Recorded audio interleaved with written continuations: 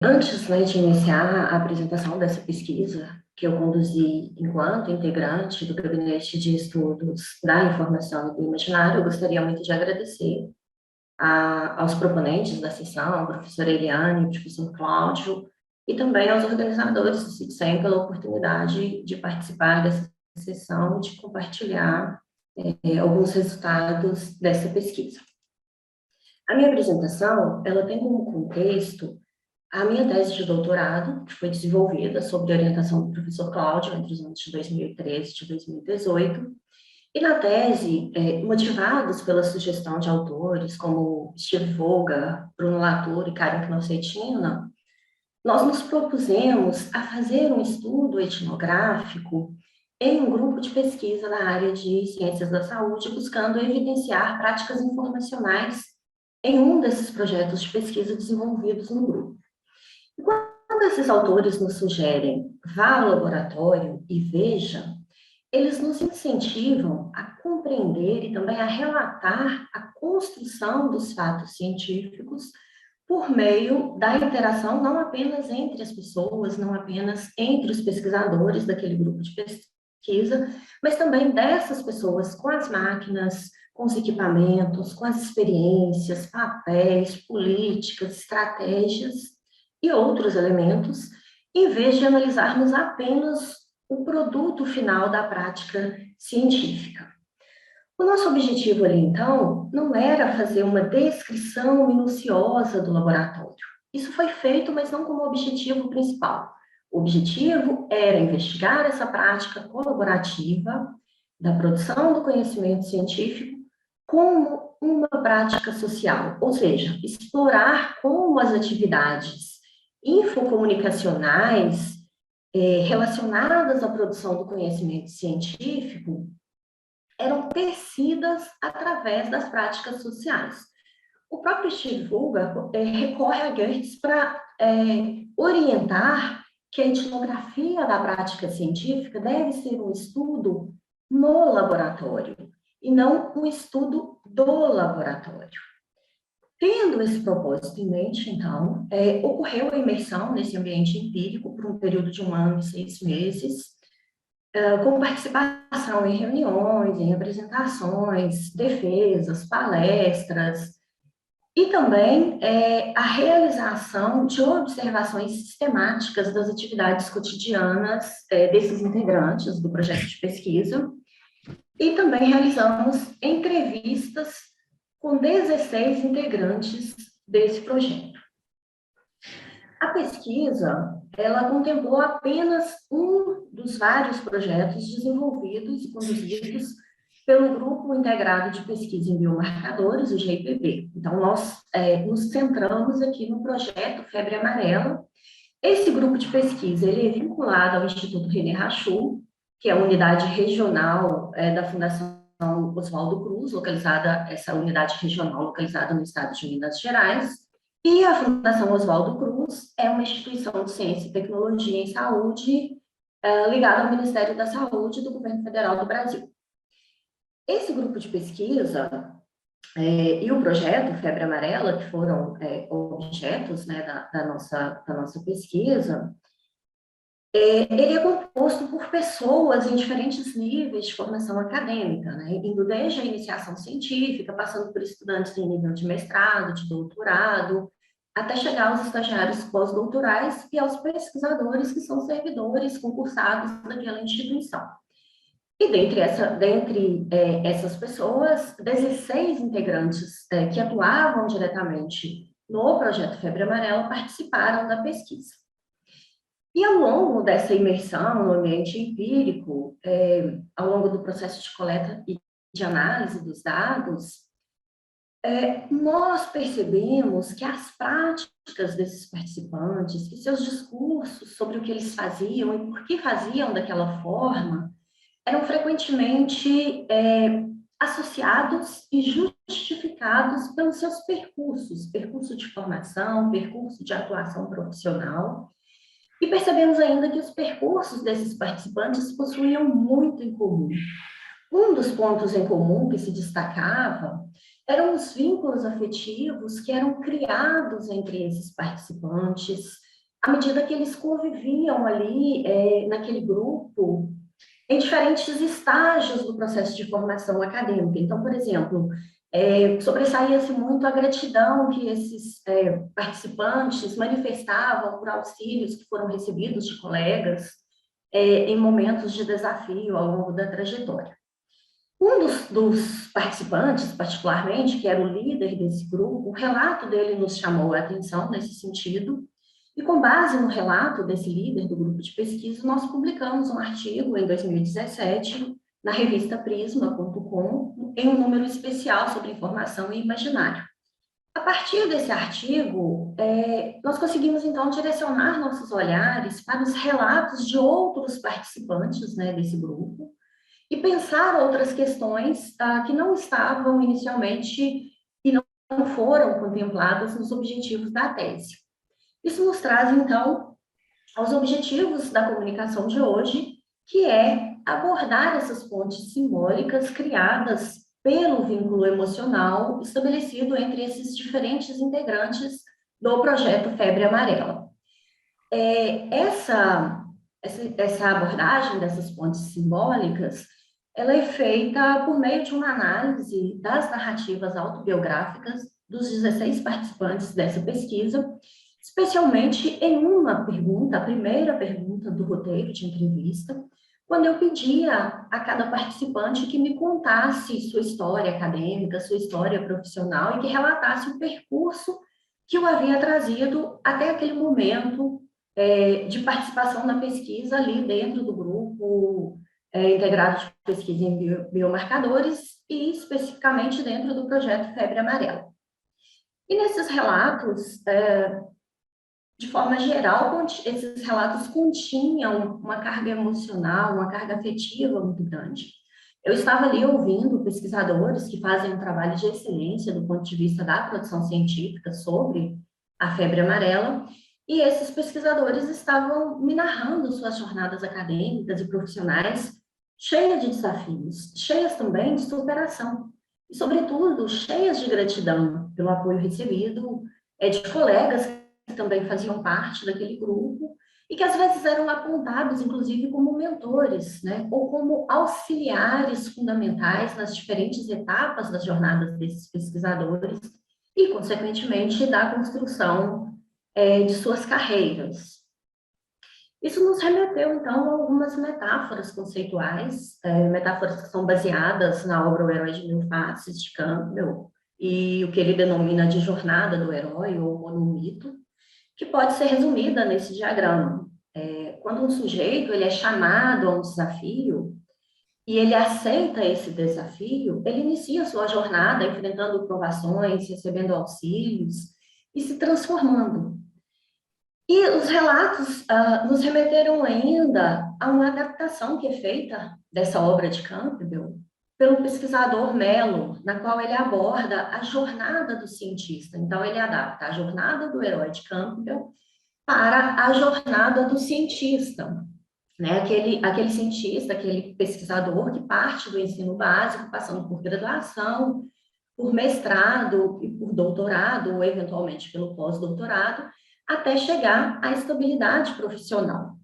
Nós nos propusemos, então, a adotar esse referencial para analisar as matrizes que figuravam ali nas falas desses 16 sujeitos da pesquisa, quando eles nos relatavam suas jornadas, e que nós chamaremos aqui de jornada dos pesquisadores. Nós entendemos, naquele momento, que esse referencial nos oferecia recursos que permitiam perceber como as narrativas conseguiam eliminar a distância entre duas formas de pensamento: o pensamento lógico do pesquisador e o pensamento simbólico daquele sujeito que se vinculava afetivamente com os colegas e também com o grupo de pesquisa e, consequentemente, com a instituição da qual aquele grupo fazia parte. Nós consideramos, então, assim como o Mello, né, que a jornada de um pesquisador ela vai se traduzir em 3 atos. A formação, quando ocorre o contato inicial com a ciência, no caso do projeto Febre Amarela, isso acontecia no momento da iniciação científica, feita ainda durante a graduação. O segundo ato, a transformação, quando o estudante aceitava o chamado ou desafio do mestrado, do doutorado, e, por fim, o terceiro ato, que era o momento de estabelecimento, aquele momento em que acontecia o pós-doutorado e também a estabilidade daquele profissional. E após essa jornada, o pesquisador tem possibilidades. Por um lado, ele pode sair do ambiente acadêmico, ele pode retornar àquele mundo conhecido, aquele mundo prévio, cotidiano, para utilizar o conhecimento que ele obteve na formação científica e acadêmica na sociedade, ou ele pode sofrer uma transformação tão grande nesse processo, tão grande a ponto dele desejar permanecer nesse mundo, inicialmente por ele desconhecido, que é o mundo acadêmico. E se ele decide permanecer, ele, consequentemente, se torna um mentor, ele se torna um guia para auxiliar aquelas outras pessoas que estão iniciando sua jornada nesse mundo acadêmico. E nessa pesquisa, especificamente, nós percebemos que vários participantes, integrantes ali do projeto Febre Amarela, eles escolheram essa segunda opção. Ou seja, eles passaram pelos atos de formação e de transformação ali dentro da instituição, dentro daquele grupo de pesquisa, e acabaram se estabelecendo ali como pesquisadores. E quando nós analisamos, então, as narrativas autobiográficas que esses 16 participantes faziam de suas formações, de suas trajetórias e carreiras, nós percebemos pontos em comum, valores em comum, que possibilitaram a criação dessas pontes simbólicas entre essas pessoas que se identificavam entre si, mas que também se identificavam com o propósito e com a identidade do grupo de pesquisa, do projeto de pesquisa, não apenas por essa via do pensamento lógico relacionado à excelência da produção do conhecimento científico, mas também pela via simbólica. Esses 16 discursos, essas 16 narrativas, nos levaram, então, a uma representação gráfica na qual nós sintetizamos os nossos achados. Então, a gente tem aqui aquele pesquisador, aquele estudante ainda que vai iniciar a sua jornada e vai passar por esses três atos, né? O ato de formação, de transformação e de estabelecimento. O primeiro ato denominado formação, foi um ponto de partida escolhido por todos os 16 participantes para narrar seu percurso partindo da apresentação. Então, eles se apresentavam, iniciavam suas narrativas autobiográficas, relatando os chamados ao desafio da iniciação científica que eles receberam ainda ali durante a graduação. E a gente chegava num momento que tinha algumas divergências. Alguns aceitavam esse chamado ao desafio da iniciação científica prontamente. Outros recusavam em um primeiro momento, vindo a aceitá-lo posteriormente. E a recusa ao chamado muitas vezes foi justificada por alguns participantes por se acharem sujeitos comuns, sem perfil para a atividade científica. E, de uma forma geral, todos esses participantes, antes de aceitar o chamado, eles tiveram contato ali com o primeiro mentor, né? Que a gente mapeia como uma metáfora de um conselheiro, de um guia, que normalmente é um professor da graduação, ou um colega mais experiente, ou até mesmo algum dos integrantes do grupo de pesquisa que via potencial nesse estudante e o convidava para fazer a iniciação científica. O encontro com esse mentor era relatado, então, pela maioria dos participantes, de uma forma bastante emotiva, né? Os mentores eram pessoas capazes de orientá-los naquelas primeiras incursões na pesquisa científica, e esse encontro geralmente era relatado como determinante para um segundo chamado ao desafio que seria o mestrado. Então, na maioria dos relatos, os participantes narraram, né, momentos de oscilação entre o mundo ordinário, cotidiano, e um mundo extraordinário que representava ali o sonho com a carreira científica promissora enquanto um pesquisador. E, novamente, ali aparecia sempre a figura daquele mentor, auxiliando aquele estudante a enfrentar algum guardião, né, alguma limitação subjetiva ou a própria realidade, ou o desejo, muitas vezes, de se inserir no mercado de trabalho em detrimento de uma carreira científica, esse guardião estava ali, então, auxiliando esse estudante a cruzar o portal entre o mundo ordinário e o mundo extraordinário, o mundo daquele sonho da carreira científica. Atravessado esse limiar, o participante iniciava, então, esse segundo ato da sua jornada, a transformação. A transformação era repleta de conflitos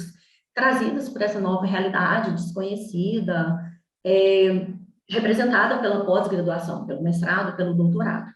Aceito, né, esse segundo desafio, os participantes, então, me relatavam diferentes situações de ruptura com o mundo cotidiano, com o qual já estavam acostumados, e nós fazemos uma aproximação, então, com aquilo que o Campbell denomina o mergulho no ventre da baleia, né? Surgiam muitos testes, desafios, provações, né, metaforicamente chamados de inimigos, e se fazia necessário, então, que aquele estudante encontrasse aliados para enfrentar esses inimigos. Mas nesse segundo ato surgiam também aquilo, né, que o Campbell vai chamar de ajuda mágica, novos auxiliares, novos mentores. Formavam-se ali naquele momento equipes aptas a se lançarem rumo à conquista desse objetivo desafiador, que era concluir o mestrado, concluir o doutorado, e novamente me apareciam relatos de muito afeto entre essas pessoas.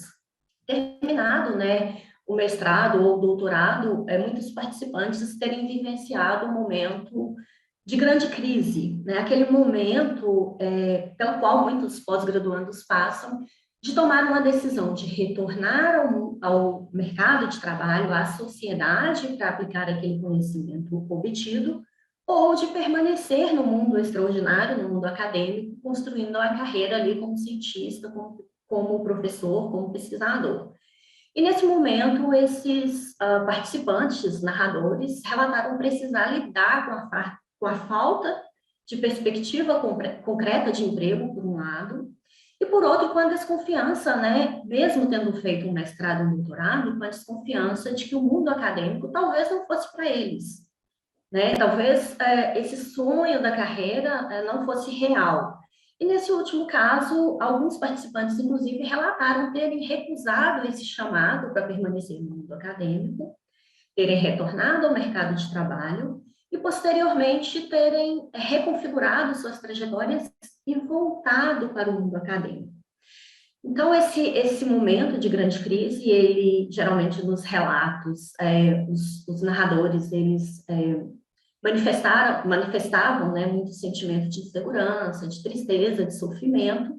mas quando esses participantes decidiram superar essa grande crise e retornar para o terceiro ato, né, que a gente chama de estabelecimento, quando acontece ali a resolução daquele sujeito em relação à sua vida profissional, a resolução de todos aqueles conflitos sobre ter a possibilidade de ser ou não um cientista, ocorria, então, essa volta simbólica para casa. Esses participantes, eles retornavam àquele grupo de pesquisa que os haviam formado. E esse participante reencontrava ali no grupo de pesquisa os seus mentores e também se descobria um mentor ou um auxiliar para estudantes de mestrado e de doutorado recém-chegados ali naquele grupo, iniciando-se novamente uma rede de afetos, né, uma rede de muito auxílio, de muita gratidão, de muita parceria. A maioria desses participantes voltaram para o grupo, no primeiro momento, como estagiários pós-doutorais, depois se estabilizaram, né, como pesquisadores, inclusive assumindo lugares de alguns de seus mentores que se aposentavam. Um deles, inclusive, chegou a assumir a liderança do grupo de pesquisa, lugar, né, daquele líder que antes havia sido o seu mentor. Então, nesses relatos de desfecho desse terceiro ato, a gente não raro percebia, né, que colegas que acabaram abandonando a carreira de cientista eram lembrados, né, por esses participantes com saudosismo, né, com essa emoção da falta que esses colegas faziam, mas ao mesmo tempo de respeito por essa escolha deles, por metaforicamente não sobreviverem aos desafios e sucumbirem ao abismo da vida acadêmica, da profissão pesquisador. E aqueles que permaneceram ali no grupo acabavam transitando entre os dois mundos, o mundo ordinário e o mundo extraordinário, auxiliando as pessoas, identificando alunos potenciais, alunos para iniciação científica e preparando essas novas gerações de pesquisadores para a construção e a sequência ali daquele grupo de pesquisa. Nós concluímos, então, a partir dessas análises, que a jornada dos pesquisadores, que se inicia ainda na formação docente, geralmente na iniciação científica, que ela influencia a atuação profissional desses pesquisadores, influencia também a interação dessas pessoas com o grupo do qual faz parte, e influencia ainda as suas atividades infocomunicacionais voltadas para a construção do conhecimento científico. O vínculo emocional e afetivo que se estabelece ali entre aqueles pesquisadores, integrantes de um mesmo grupo de pesquisa, ele acaba propiciando uma interação fértil que alimenta o tecido imaginário desses sujeitos para com o grupo, para com a instituição, contribui, né, para a formação de identidade desses pesquisadores e também para a formação de uma identidade coletiva desse grupo de pesquisa associado àquela instituição. E nós acreditamos, então, que uma avaliação atenta de indícios como esses, né, que são originados no imaginário, nos símbolos desses integrantes de grupos de pesquisa, possibilita compreender relações entre a história desses grupos de pesquisa, entre a memória que se constrói sobre esses grupos de pesquisa, considerando as pessoas que passaram por ele ao longo do tempo, as relações entre tudo isso com a produção do conhecimento científico e também com a formação de novos pesquisadores que vão dar sequência aos trabalhos desse grupo, que já tem aí mais de 10 anos de existência. Compartilho algumas referências usadas na pesquisa, agradeço a oportunidade de participar dessa sessão e passo novamente a palavra para a professora Eliane. Obrigada.